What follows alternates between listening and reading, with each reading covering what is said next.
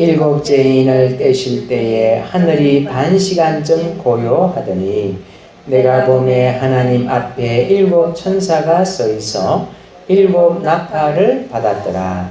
또 다른 천사가 와서 제단 곁에 서서 금향로를 가지고 많은 향을 받았으니 이는 모든 성도의 기도와 합하여 보좌 앞 금제단에 드리고자 하니라.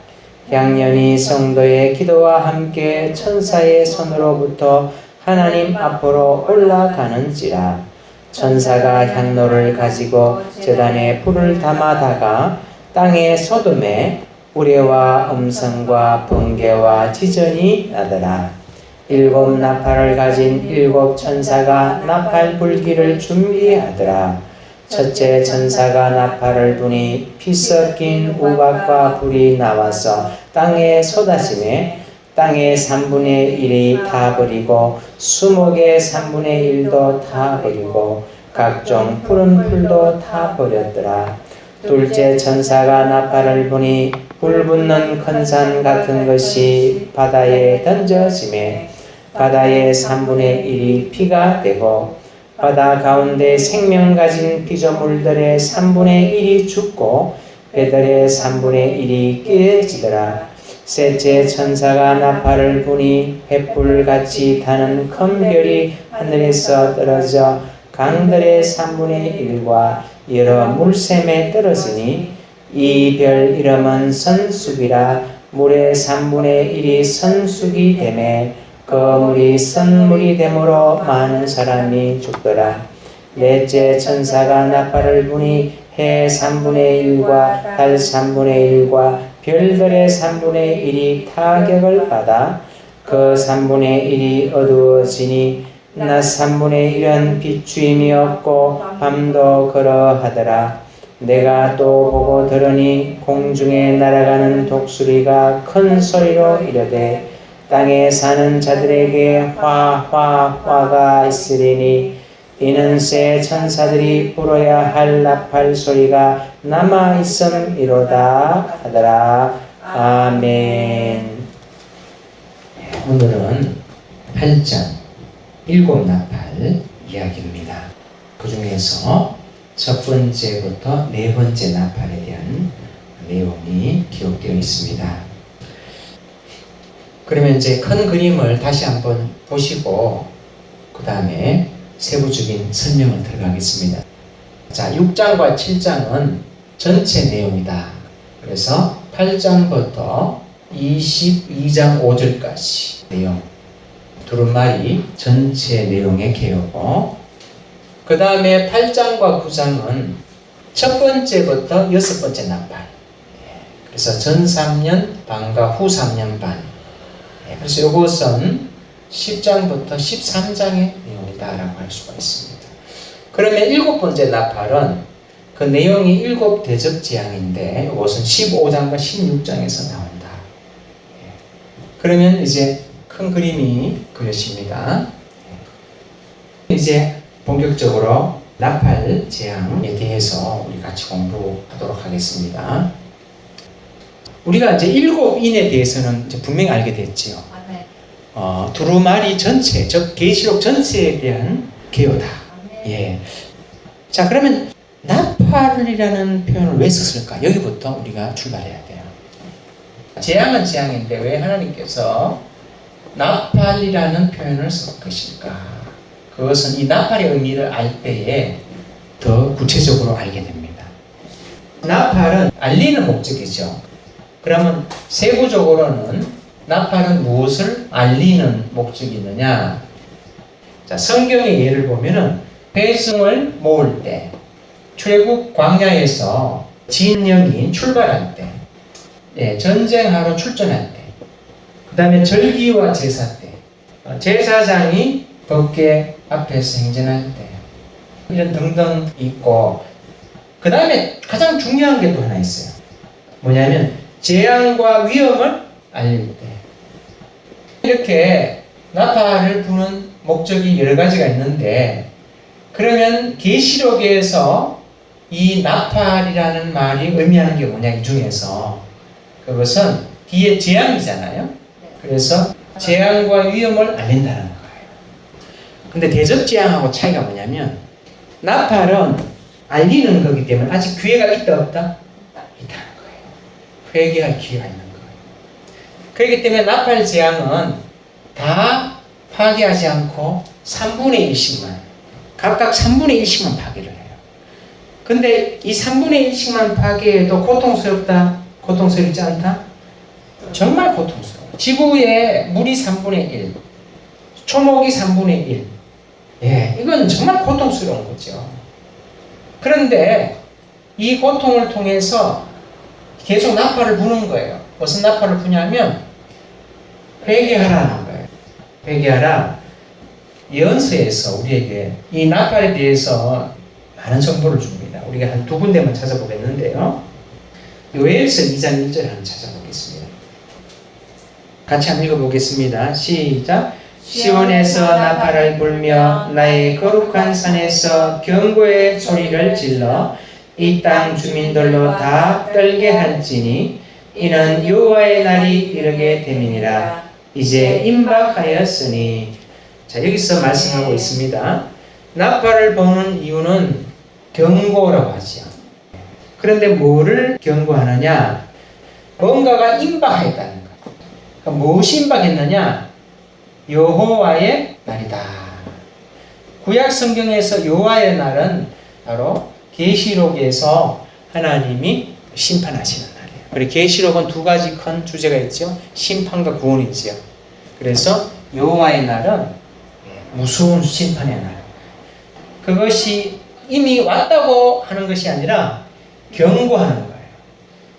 하나님께서 2000년 동안 말로 했잖아요.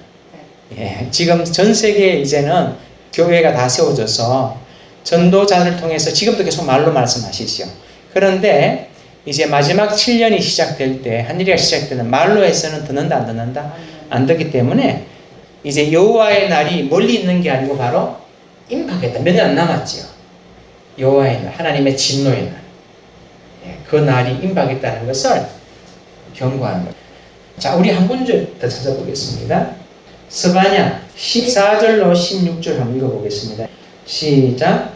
여호와의 큰 날이 가깝도다. 가깝고도 빠르도다.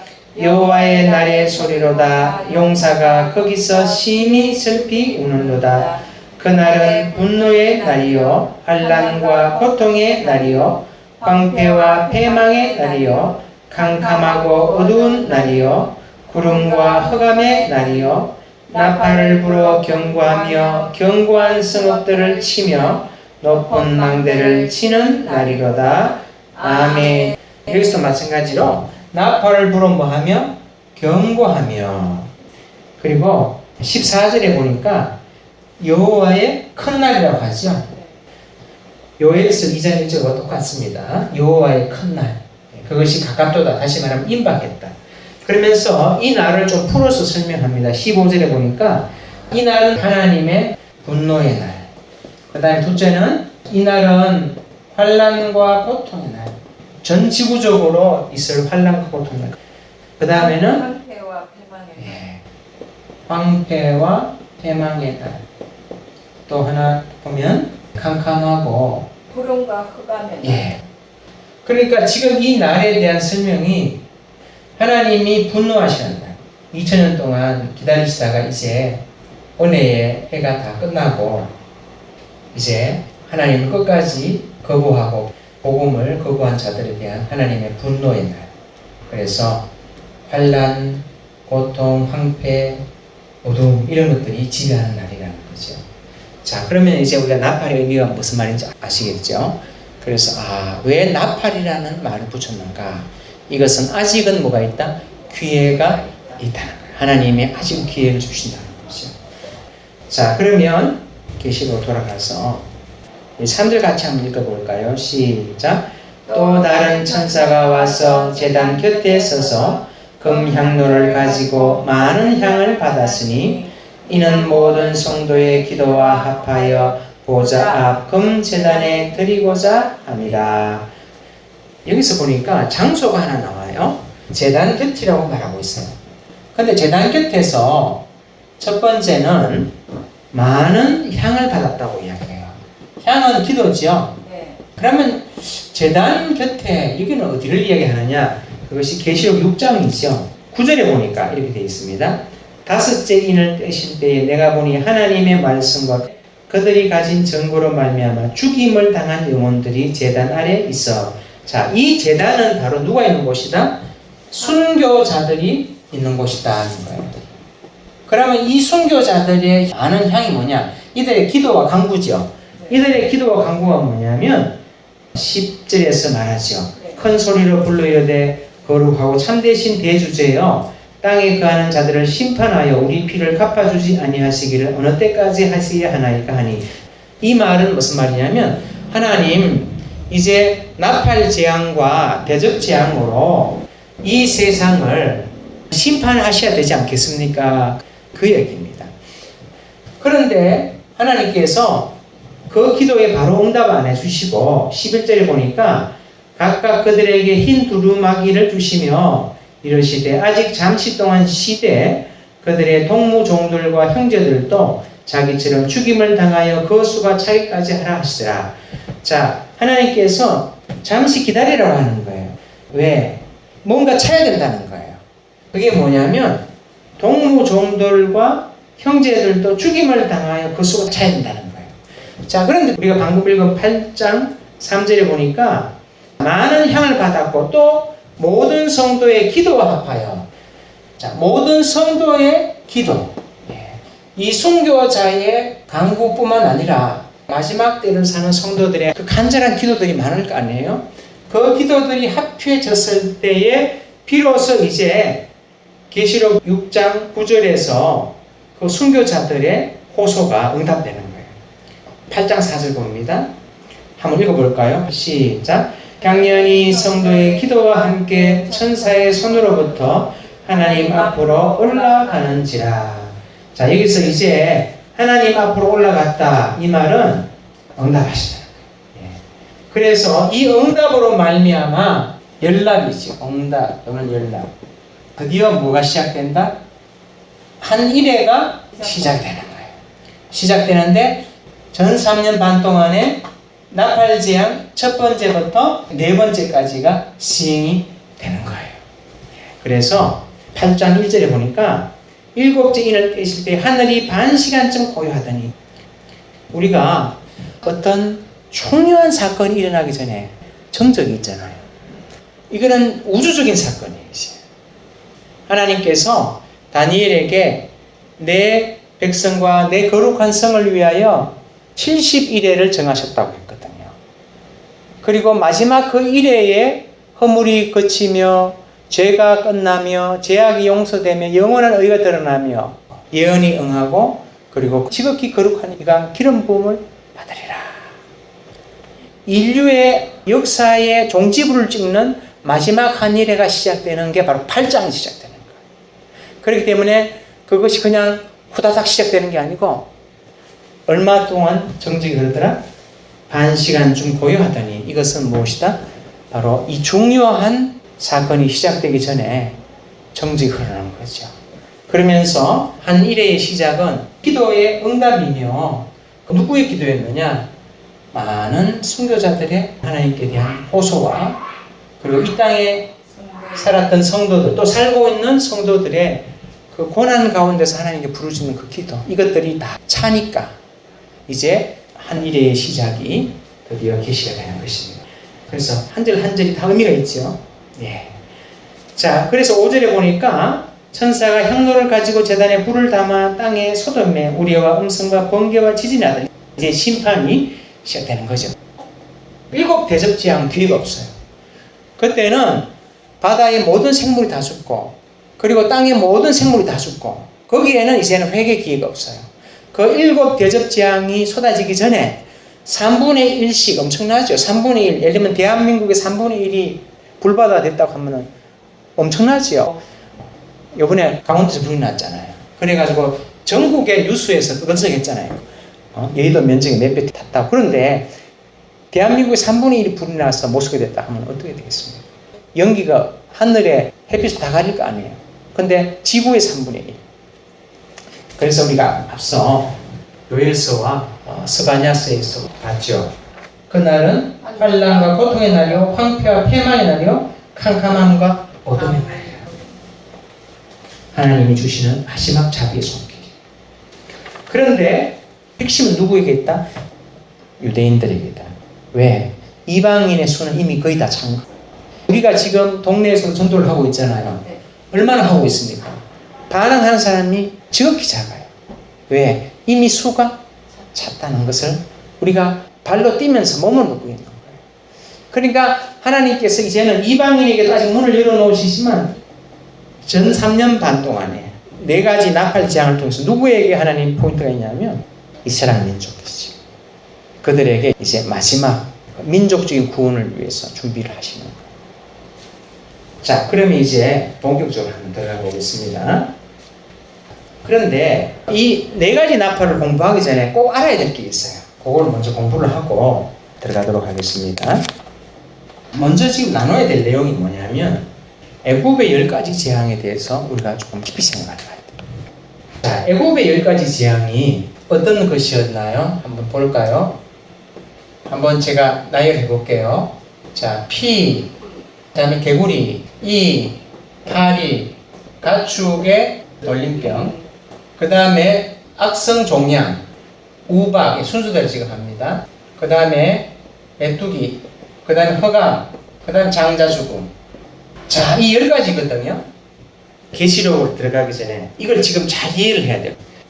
이걸 왜 이해를 해야 되냐면, 자, 이 첫 번째 피부터 이까지는요, 이거는 애굽 전역이었어요. 아멘. 고센 땅에 살고 있는 이스라엘 백성들도 함께 고생을 함께 했어요. 아멘. 예. 자, 그러나 4번째 파리부터 장자 죽음까지는 애굽인들만 해당이 됐어요. 아멘. 자, 그러면 당시에 애굽이 가장 학문과 기술과 과학이 발달된 나라였죠. 최강대국이었잖아요. 아멘. 그런데 이 지금 10가지 재앙 중에 한 가지라도 그들의 학문과 과학 기술 수준으로 이런 기적을 일으킬 수가 있습니까? 이 중에 하나도 할 수가 없어요. 왜 그러냐면 지금 피는요, 하나님께서 모세에게 지시를 하셔가지고 강, 못, 운하, 심지어 나무 그릇, 돌 그릇에 있는 집안에 있는 물까지도 전부 다 피로 변하게 하셨어요. 그런데 술사들이 흉내를 냈죠. 그 사람들은 바로 앞에서 그 접시 같은데 물을 좀 담아가지고 그거를 피로 바꾸는 정도였어요. 근데 하나님의 기적은 강, 못, 운하, 나무 그릇, 돌 그릇, 애굽에 있는 모든 물을 뭐로 바꿨다? 피로. 이거는 하나님을 필적할 수 있다 없다? 없다는 거예요. 이것은 과학적으로 설명이 안 되는 거예요. 이것은 어떤 거로서 설명이 안 돼요. 예. 그 다음에 이제 이 같은 경우에 여기서 몇 가지만 설명하겠습니다. 이 같은 경우에 모세가 어떻게 기적을 일으키냐면은 땅에 티끌을 한 움큼 쥐어서 공중에 뿌리니까 이게 전부 이가 돼가지고 애굽에 있는 모든 사람 몸에다 이가 발생해가지고 도저히 살 수가 없도록, 이런 게 어떻게 인간의 기술과 과학이나 이성으로 이해가 되고 가능합니까? 요 3번째까지 흉내는 냈죠. 그런데 이것은 아주 부분적으로 바로 앞에서 그들의 술법으로 흉내만 낸 거예요. 하나님이 일으키신 애굽 전체 차원의 그러한 지혜하고는 비교 자체가 안 되는 거예요. 그거는. 아멘. 예, 그건 비교가 안 되는 거죠. 그 다음에 악성 종기 같은 경우는 화덕에 있는 재를 모세가 집어가지고 그거를 뿌리니까 애굽 전역에 모든 가축들이 악성 종기가 났거든요. 이런 것이 어떻게 인간의 이성과 과학으로 가능하단 말입니까? 이건 불가능한 거예요. 예. 그리고 이 4번째 파리부터 10번째 장자 죽음까지는 똑같은 애굽 지역인데 고센 땅은 멀쩡하고 나머지 지역은 다 재앙의 피해를 보고 있고, 이게 사람으로 가능하냐는 거죠.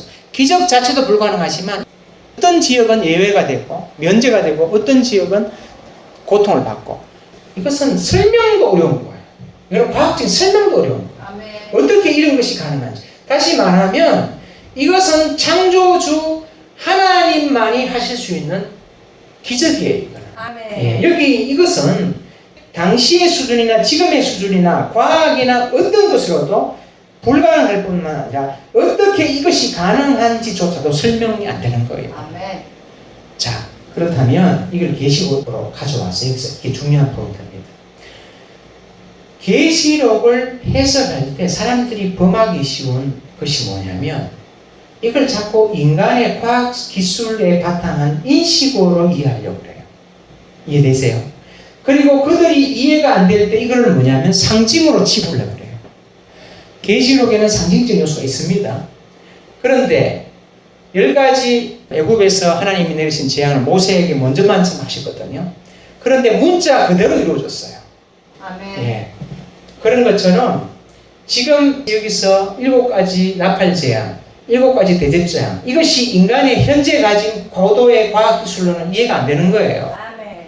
그러나 애굽의 10가지 재앙과 마찬가지로 하나님께서 기록해 놓으신 그대로 될 줄 믿습니다. 아멘. 계시록을 해석하는 분들은 이걸 반드시 명심해야 돼요.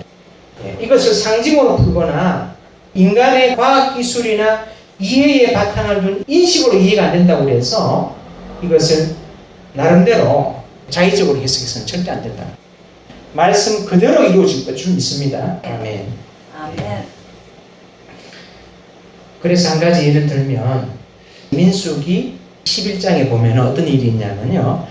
이스라엘 백성이 만나만 먹으니까 너무 힘들어서 애국에서 고깃가마 옆에 살았던 그 이야기를 막 하면서 불평을 하니까 그래서 하나님께서 그래 내가 고기 실컷 먹게 해주겠다 그렇게 말씀하니까 모세가 그 하나님의 능력을 눈으로 보고 체험한 모세조차도 뭐라고 하냐면은 하나님 바다의 고기를 다 잡고 양떼와 소떼를 다 잡은들 걷는 보행자만 한 200만 명이 넘거든요.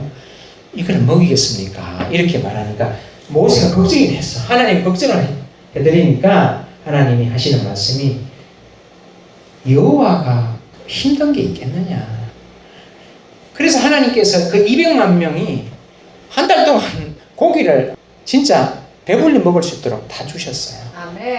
그런 하나님이 그게 과학적으로 설명이 됩니까? 안 됩니다. 우리는 믿음을 가지고 계시록을 해석해야 될 줄 믿습니다. 자, 첫 번째 재앙으로 한번 우리 들어가 보겠습니다. 우리 7절 같이 한번 읽어볼까요? 시작.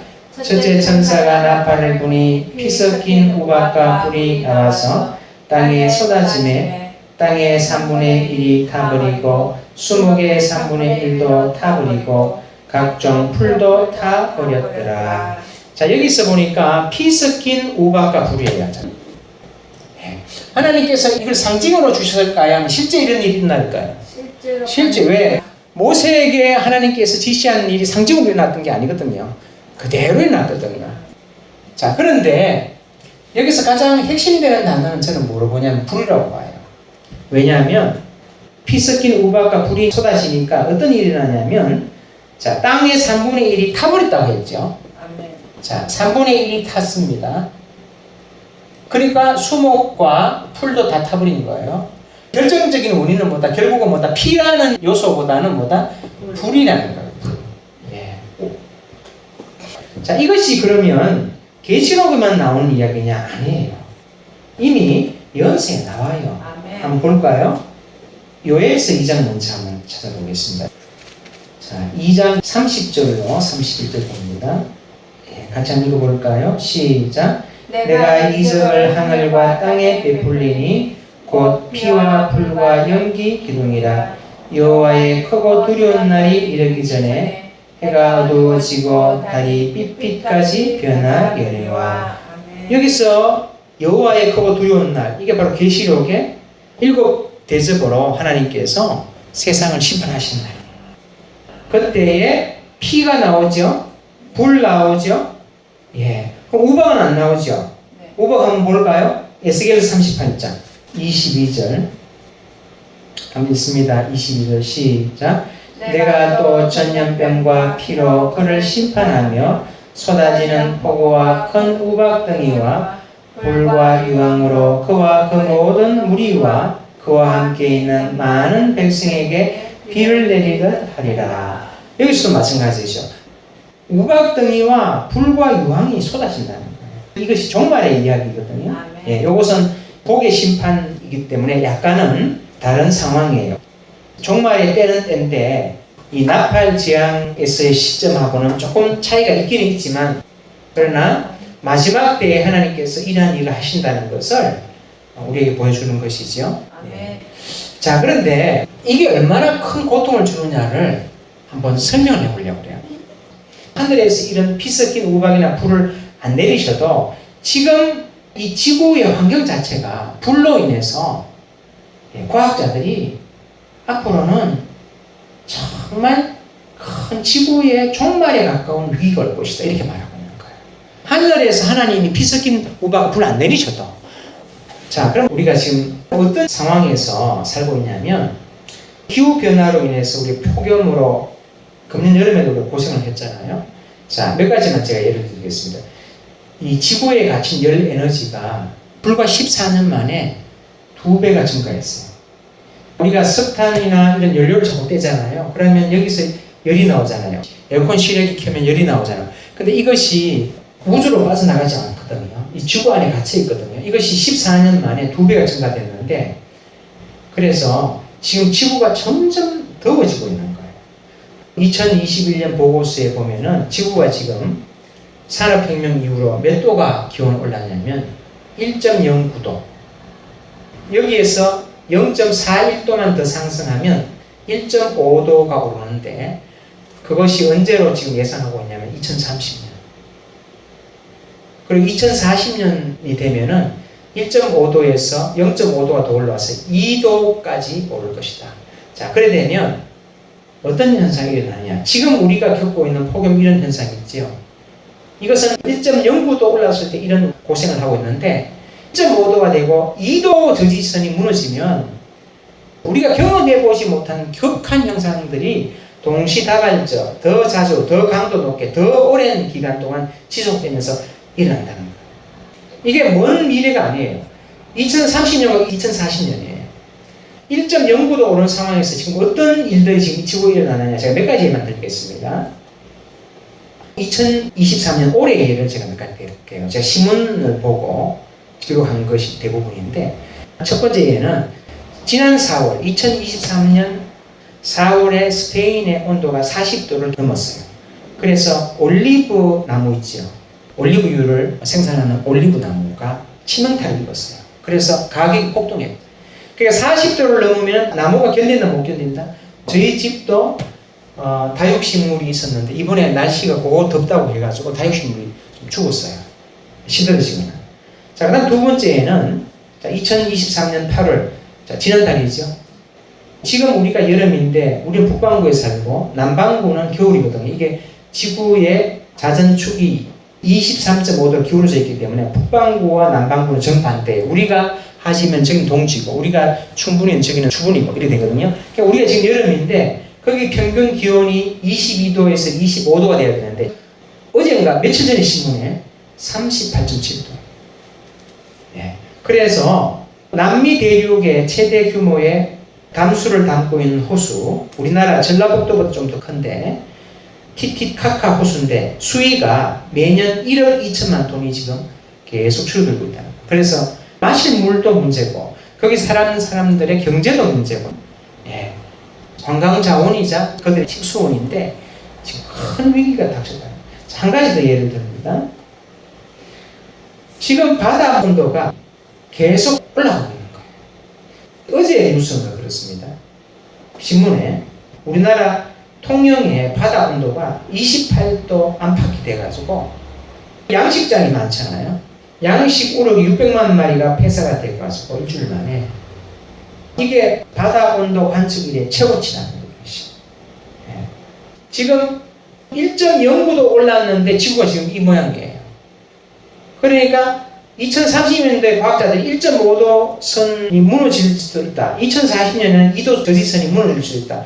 이렇게 하면은 우리가 지금까지는 상상 못했던 일들이 계속 일어나는 거예요.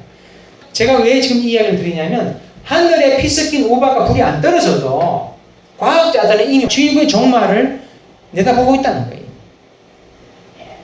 위기 상황입니다. 그래서 피 섞인 우박과 불이 바로 이런 폭염이나 더위를 말하는 게 아니고 가까운 예를 드는 거예요. 얼마나 그 고통이 심할 건지. 그러니까 지구의 3분의 1이면 얼마나 하늘에서 피 섞인 불이 유황인지 뭔지 모르겠지만 하나님께서 모세에게 10가지 재앙을 말하시자 문자 그대로 성취됐거든요. 그래서 예수님께서 마태복음 24장, 누가복음 21장에서 하나님이 그 기간을 줄이지 않으면, 감하지 않으면 아무도 살 수가 없다 그랬어요. 7년. 그래서 지금 이렇게 지구가 뜨거워지면 어떤 일이 나느냐면 산불이 많이 발생을 하죠. 그러면은 나무가 타면은 탄소 흡수량 감소되고 지구는 점점 더 뜨거워지고, 그러니까 지구 자체가 큰 열등을 해야 되는 거죠. 그 다음에 바다가 갇힌 열 90%를 흡수하거든요. 그래서 지금 자꾸 바다가 더워지는 거예요. 그래, 그때는 바다가 전부 산성화가 돼가지고 해양 생태계가 막 엉망이 되는 거예요. 그 다음에 빙하가 녹는데, 지금 벌써 빙하가 엄청나게 녹았는데, 더 큰 문제는 뭐냐면, 빙하 속에 뭐가 지금 들어앉아 있냐면은, 1조 8천 톤의 탄소가 들어앉아 있는데, 이것이 지금 현재 대기 중에 있는 탄소량의 2배예요. 그러니까, 하늘에서 피 섞인 우박과 불을 안 내려도, 지금 지구는 스스로 뭐 하고 있다? 뜨거워져가지고 종말로 가고 있는 거예요, 사실. 그러니까, 하나님께서 그런 것을 내리실 때는, 얼마나 고통스럽겠냐. 그래서 예수님이 창세 이래로 이 고통은 없을 거다. 그러니까 예수님의 말씀 1.1행도 틀린 게 없죠. 자, 그 다음 두 번째입니다. 두 번째 하나는 뭐냐면, 우리 같이 한번 읽어볼까요? 8장 8절 시작. 둘째 천사가 나팔을 부니 불 붙는 큰 산 같은 것이 바다에 던져짐에 바다의 3분의 1이 피가 되고, 예. 자, 불 붙은 큰 산. 이것을 상징으로 이해를 하고, 뭐 현실 세계에서 뭐 이런 게 있는가 싶어서 막 찾고 이러는데, 그럴 필요가 없어요. 왜? 하나님이 말씀하신 그대로 된다는 거예요. 아멘. 우리의 이성과 과학기술에 기초한 그런 인식으로는 이걸 이해를 못해요. 아멘. 근데 하나님 하신다면 하시는 거예요. 아멘. 그때 이게 바다에 떨어지기 때문에 바다의 3분의 1이 다 피가 되고 생물이 죽고 배가 깨진다는 거예요. 이건 전 지구적인 심각한 전염병과 어업, 해상 운송, 해상 관광 이게 다 불가능한 겁니다. 자, 그러면은 자, 이런 것들이 우리 현실 속에 부분적으로 경험할 수 있는 것이 있느냐? 하나님 그렇게 하신다는 게 아니고 우리가 가진 어떤 현실 세계 속에서 이런 부분적인 것이 있을 수 있느냐? 있어요. 뭐냐면 그 불 붙는 산이 하나님 그렇게 바다에 안 던지셔도 우리 인간은 뭘 가지고 있냐면 핵무기를 가지고 있죠. 그래서 체르노빌 원전이 1986년 4월에 터지면서 이게 히로시마 원폭의 400배인데 얼마의 사상자가 나냐면요. 그린피스 보고서에 20만 명이 죽었고 9만 3천 명이 암으로 숨졌고 지금도 30km 이내에는 통제 금지 구역으로 되어 있어요. 이게 체르노빌 사건 하나로 이렇게 됐거든요. 자, 그런데 스톡홀름 국제평화연구기관에서 핵무기가 지금 지구에 몇 개 있느냐? 약 15,000개 있어요. 15,000개 있는데 러시아하고 미국이 한 반반씩 가지고 있어요. 반반씩 가지고 있는데 우주과학자 칼 세이건이 뭐라고 말하냐면 15,000개 중에서 1%면은 150개죠. 150개만 터지면 어떻게 되느냐? 지구의 핵으로 인한 겨울이 찾아오고 지구상의 동식물은 멸절한다. 그래서 하나님께서 굳이 바다에 불 붙는 산을 안 떨어뜨리셔도 이미 인간이 가진 무기로도 스스로 종말은 충분히 가능하다는 거예요. 그런데 하나님께서는 인간이 가진 핵무기로 하실지 아니면 불 붙은 큰 산과 같은 요한 당시에는 요한은 그것을 보고 불 붙는 큰 산으로 밖에는 이해할 수 없었겠죠. 그것이 무엇인지는 모르지만 하나님께서는 자, 이것을 가능하게 하실 것입니다. 자, 그 다음에 세 번째 나팔 같이 한번 읽어봅니다. 10절 시작. 셋째 천사가 나팔을 부니 횃불같이 타는 큰 별이 하늘에서 떨어져 강들의 3분의 1과 여러 물샘에 떨어지니 11절 시작. 이 별의 이름은 선숙이라. 물의 3분의 1이 선숙이 되매 그 물이 선물이 되므로 많은 사람이 죽더라. 야, 요것이 9절하고 차이점이 뭐냐면 9절은 짠 바닷물이고 10절과 11절은 인간이 먹는 식수예요. 다시 말하면 담수예요. 예. 그렇기 때문에 식수가 오염되는 거예요. 자, 그런데 횃불같이 타는 큰 별이라고 했죠. 자, 이것은 우리가 예측할 수 있는 건 있어요. 아, 이것일 것이다라고 예측. 왜냐하면 별이라는 단어가 헬라어로 아스테라인데 실제로 별이에요. 그러니까 우리 소행성이라는 말 들어보셨잖아요. 예, 그래서 소행성이 지구에 충돌할 가능성이 있다고. 그리고 또 실제로 소행성이 떨어져서 피해를 입었었거든요. 예, 그런 소행성이 지금 지구 주변에 상당히 많은데, 소행성이 지구의 대기권 안으로 들어올 때는 마찰에 의해서 불덩어리가 되거든요. 불덩어리가 되고 표면이 타면서 크기가 줄어들고 이제 파편이 지구상에 떨어지는데, 이 파편의 크기에 따라서 그 위력은 핵무기와 같다는 것이죠. 그리고 소행성의 성분 자체가 석질, 철질이라서 이게 강과 물샘, 다시 말하면 담수에 떨어지면 독해서 상수원이 다 못 먹게 되는 거예요. 그래서 사람들이 죽는다고 여기시면 돼 있잖아요. 지금까지 소행성이 떨어진 경우가 한 대표적으로 두 가지를 예를 들면 1908년에 퉁구스카에서 시베리아입니다. 거기 밀림에 자, 어느 정도 크게 떨어지냐면 지름 100m 미만의 소행성이 상공 8km에서 폭발을 했어요. 여기는 인구 밀도가 낮은 지역이에요. 밀림이에요. 그런데 어떤 피해가 있었냐면은 60만 평의 숲이 초토화됐어요. 그 다음에 15m 떨어진 곳에서 가축이 1,500마리가 타서 죽었어요. 그 다음에 450m 떨어진 곳에서 기차가 진동과 돌풍으로 전복이 되고, 그리고 600km 떨어진 곳에서 집 모든 벽과 유창이 다 깨졌어요. 이게 지름이 100m 미만의 소행성이 상공 8km에서 폭발했을 때 현상이에요. 자, 그 다음에 최근에 2013년에 시베리아 첼라빈스키에서 지름이 아주 작아요. 17m 소행성이 공중에 폭파했어요. 자, 여기는 밀림은 아니고 사람이 살긴 사는데 밀집지역은 아니었는데 1,500명이 부상을 했어요. 건물 7,200채가 파손됐어요. 천정과 벽이 무너졌어요. 자, 그러면 과학자들이 소행성의 위치와 궤도를 목록화시켜 놨는데, 아까 전에 퉁구스카에서 떨어진 게 지름 100m 미만이라고 했죠. 그러면 가장 큰 것이 300에서 1000m짜리가 있는데, 이런 게 지구에 떨어지면은 5대양 6대주 중에서 대륙 하나를 초토화시킨답니다. 그럼 이 중에서 지금 그 궤도와 위치를 파악한 게 64%밖에 안 돼요.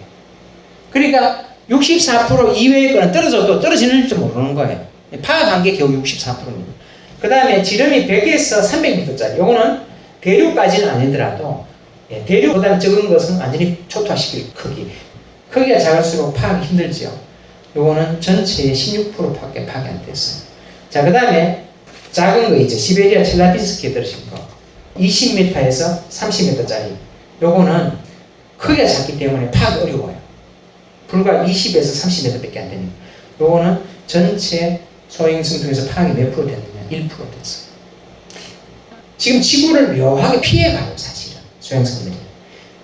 그러니까 지금 3분의 1이니까 만약에 소행성이라 한다면 여러 개가 동시다발적으로 떨어진다는 거죠. 세 번째 나팔 재앙은 소행성일 것이라는 짐작을 할 수가 있어요. 자, 그 다음에 이제 네 번째 나팔입니다. 마지막입니다. 자, 12절을 같이 읽습니다. 12절 시작. 넷째 천사가 나팔을 부니 해 3분의 1과 달 3분의 1과 별달의 3분의 1이 타격을 받아 그 3분의 1이 어두워지니 낮 3분의 1은 비추임이 없고 밤도 그러하더라. 자, 여기서 보니까 자, 해와 달과 별이에요. 전체죠.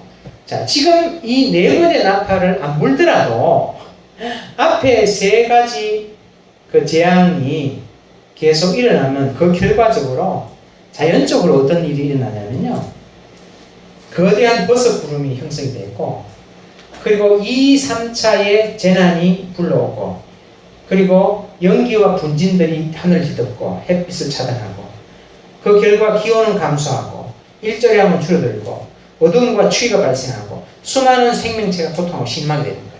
그러니까 네 번째 재앙이 안 일어나도 그렇게 되는 거예요. 자, 그런데 네 번째 재앙이 일어나요. 왜냐하면 10절에 보니까 이게 자연적으로 되는 게 아니라고 말해요. 왜냐하면 12절에 보세요. 나팔을 부니 해 3분의 1과 달 3분의 1과 별 3분의 1이 뭘 받아? 타격을 받아라고 했어요. 이건 자연이 되는 게 아닌 거예요. 타격을 받다는 것은 누가 어떻게 했다? 그것을 힘을 가해. 손상을 시켰다는, 힘을 가했다는 거예요. 예. 그러니까 이거는 그냥 앞에 세 가지 재앙의 결과로 되는 것이 아니고 네 번째 천사가 납을 부니까 하나님 천사가 타격을 가해버린 거예요. 예. 자, 캘리포니아 2020년에 캘리포니아에서 왜 화재 일어나서 거기에 화재로 인해서 연기와 분진이 버스 구름이 돼가지고 햇빛, 달빛 다 가리고 그리고 온통 붉은 어두움으로 도시가 뒤덮인 일들이 있었거든요. 예. 그런데 이게 지금 지구 3분의 1, 3분의 1, 3분의 1. 그러면 지구 전체가 지금 하나님께서 그렇게 안 하시더라도 햇빛이 다 차단된다고 할 수가 있습니다. 우리 13절 한번 같이 마지막으로 읽어볼까요? 13절 시작. 내가 또 보고 들으니 공중에 날아가는 독수리가 큰 소리로 이르되 땅에 사는 자들에게 화가 있으리니 이는 새 천사들이 불어야 할 나팔 소리가 남아 있음이로다 하더라. 자, 여기서 보니까 총 7개의 나팔이죠. 7개의 나팔인데 여기서 첫 번째부터 네 번째는 언제 일어난다? 전 3년반이다. 그 다음에 5번째부터 7번째 3개 남았죠. 네. 자, 그런데 여기는 특징이 있어요. 이 세 가지는 별명이 있어. 화. 자, 그런데 대상이 달라요. 13절에 보니까 이 화가 누구에게 있을 거라고 하냐면은 땅에 사는 자. 자, 요걸 잘 봐야 됩니다. 대상이 누구냐? 자, 계시록에서 땅에 사는 자라는 이러한 용어는 언제부터 나오냐면 후 3년 반에 나오는 용어예요. 후 3년 반. 화가 후 3년 반에 재앙이라는 걸 아시겠죠? 전 3년 반은 앞서 봤다시피 사람을 대상으로 해요, 자연을 대상으로 해요. 사람이 죽기도 하는데 그것은 직접적인 죽음이 아니고 재앙으로 인한 간접적인 2차적인 죽음이에요. 예. 그래서 이거는 자연을 대상으로 하고 첫 번째부터 네 번째는 회개의 기회를 주는 거예요. 그런데 회개를 안 하면 5번째에서 7번째는 대접재앙이라고 했죠. 여기는 기회가 없다고 그랬죠. 예. 그리고 5번째, 6번째는 여전히 기회는 있어요. 그런데 지금 첫 번째부터 네 번째 회개 안 한 사람들이 5번째, 6번째 회개를 할 가능성은 거의 없다고 봐야 돼요. 이것은 사람을 대상으로 하는 거기 때문에 점점 그 강도가 심해져요. 그래서 예수님께서 앞서 말씀드린 대로 어떻게 한다? 창세 이후로 이러한 환란이 있었다 없었다? 없다. 그래서 하나님께서 그 날을 감하지 않으시면 아무도 구원을 받을 자가 없다라고 이렇게 말씀하세요. 택하신 자들을 위하여 그 날을 감하시리라. 우리 한번 읽어볼까요? 마태복음 24장 22절 같이 읽습니다. 자, 시작. 그날을 감하지 아니하면 모든 육체가 구원을 얻지 못할 것이나 그러나 택하신 자들을 위하여 그날을 감하시리라. 창세 이래로 이런 환란이 없었다는 거예요. 엄청난 거예요. 자, 그런데 감하지 않으면 지금 우리가 4가지 겨우 봤는데도 절대 살 수 있을까? 그런데 하나님께서 택하신 자들을 위하여. 왜? 택하신 자들도 그때까지 같이 있어야 되니까. 그런데 여기에 5번째에서 7번째 화는 택하신 자들은 받지 않습니다.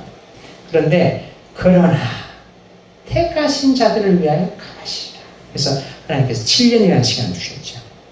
7년이 길다면 길고 짧으면 짧은데 즐거우면 짧아요.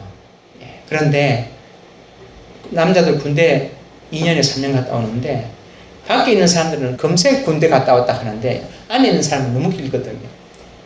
그러니까 하나님께서 이 7년이라는 기간을 택한 자들을 위해서 감하신 거예요. 7년이라고. 짧은 시간인데 그런데 고통이기 때문에 하나님이 7년이라고 짧게 감해놓으신 거예요.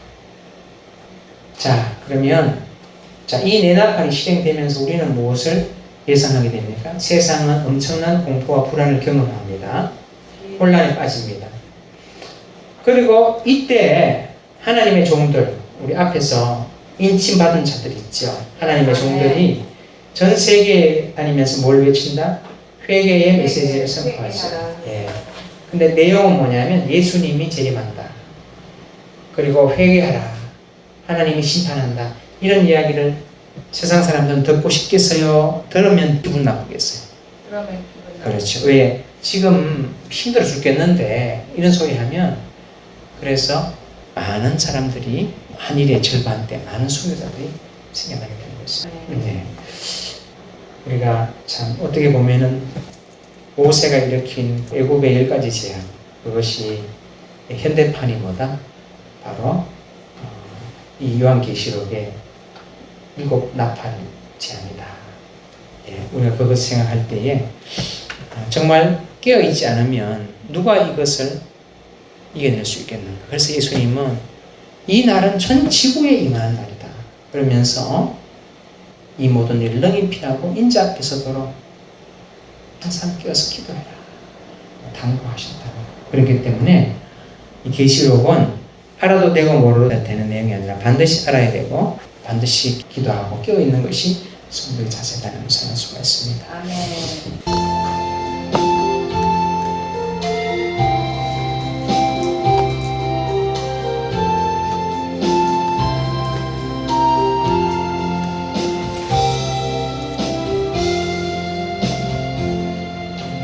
이 바람이 질 때와 물결 높일 때에 사랑 많은 우리 주 나를 품어주소서.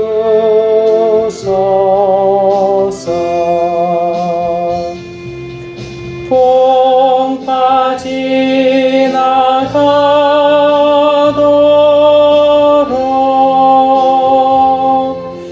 나를 숨겨 주시고 안식 없는 것으로 주여 인도하소서.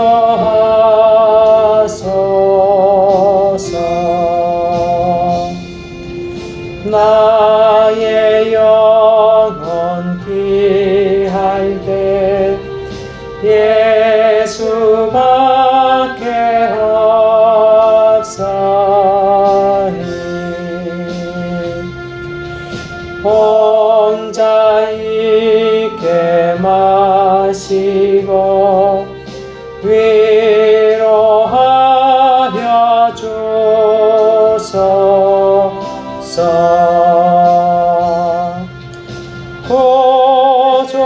고조하지 않고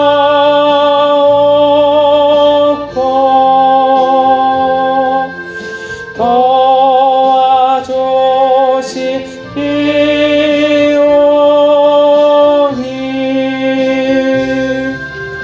할 수 없는 죄인을 주여 보하소서.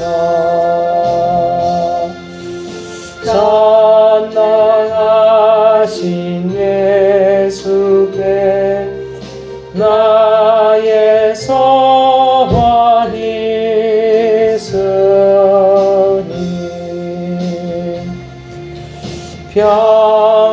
병든자와 맹인을 고쳐주신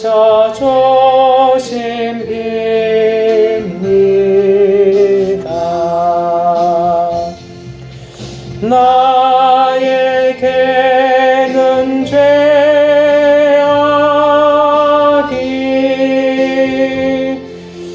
가득하게 찼으나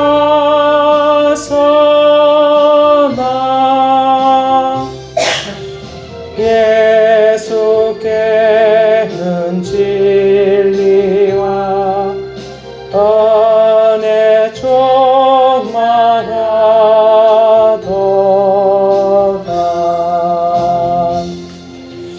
나의 죄를 사하는 주의 은혜 거더라.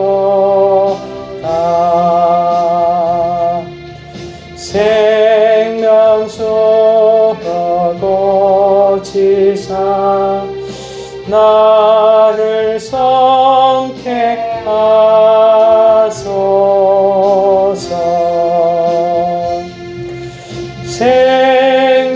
생명수는 예수님 마시게 하시옵고